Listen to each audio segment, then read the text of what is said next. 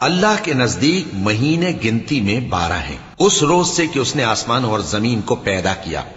اللہ کی کتاب میں سال کے 12 مہینے لکھے ہوئے ہیں، ان میں سے 4 مہینے ادب کے ہیں، یہی دین کا سیدھا رستہ ہے۔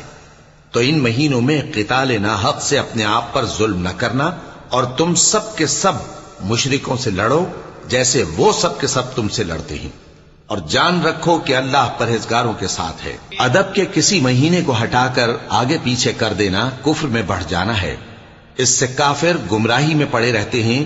ایک سال تو اس کو حلال سمجھ لیتے ہیں اور دوسرے سال حرام، تاکہ ادب کے مہینوں کی جو اللہ نے مقرر کیے ہیں گنتی پوری کر لیں، اور جو اللہ نے منع کیا ہے اس کو جائز کر لیں۔ ان کے برے اعمال ان کو بھلے دکھائی دیتے ہیں، اور اللہ کافر لوگوں کو ہدایت نہیں دیا کرتا۔